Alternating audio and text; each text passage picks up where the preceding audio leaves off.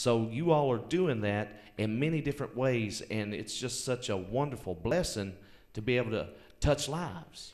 You know, I guess the other program that I really want to mention, in particular, here in this county, that one of our largest programs is called Operation Sharing. Okay. Of which you may be familiar, and it's a corporate gift-in-kind program.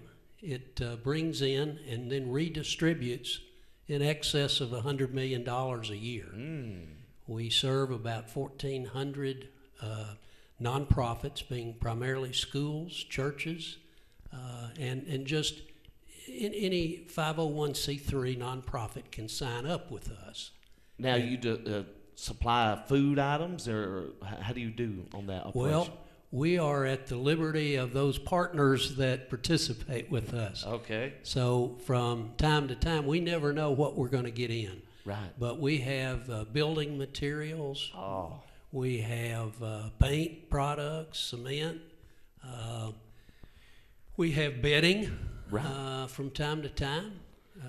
And so it's a huge program, but it's about a $100 million a year program. Exactly right. And a lot of people don't realize this. It just, one or two people can't get this done. It takes a lot of people working together, hand in hand, reaching out to the people. You got to have people behind you supporting you. Absolutely. And through those 1,400 organizations, that extrapolates out to about 1.5 million people we touch just through that one program. Oh, that is annually. So good. How can businesses or people in general, the public, how can they support the Appalachian Project, Christian Appalachian Project, and give back to the community? Say, I want to get involved. How can I do that? Well, we have a whole array of services that we can offer to them, primarily being a short-term or a long-term volunteer, or even a community-based volunteer. Right.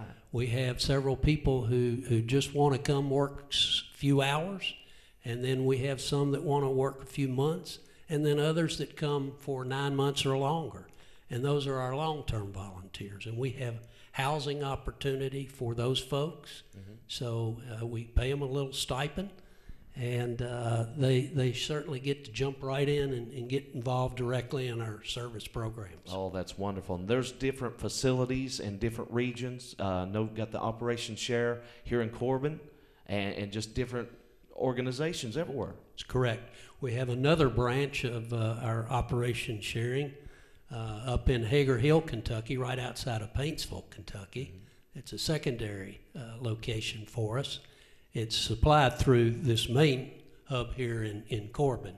But, and then we also have had a relationship with a third location down in Scott County, Tennessee. So, Scott County. Yes, sir, Winfield area.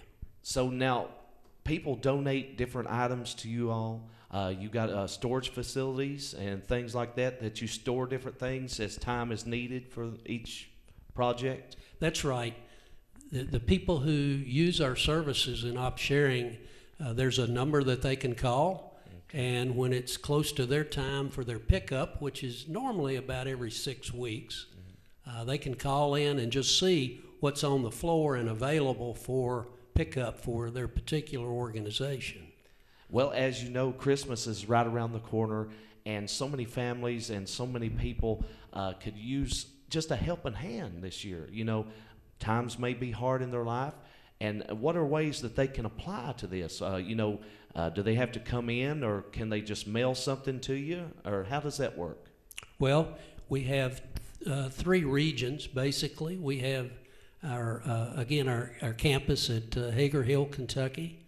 We have a main campus in Mount Vernon, Kentucky, up in Rockcastle, and then down in McCreary County at Eagle or Parker's Lake area. So they can certainly stop by and drop things off if they'd like, and we accept clothing, food for our food bank, and clothing for our used clothing store. And then we turn around and sell that, Jonathan, at a very reasonable, affordable price for people. Right. So, but they can do that. They can mail things in. We have a website, www.christianapp.org, and they can go online. We're also on Facebook, and we'd love, for them to get in touch with us in any means that they'd like to.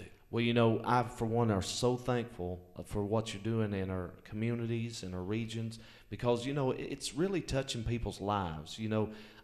Maybe misfortunate people went through hard times in their life, and it's so good that you all are there and showing them that love and care and saying, hey, we can get through this together. Yeah, absolutely.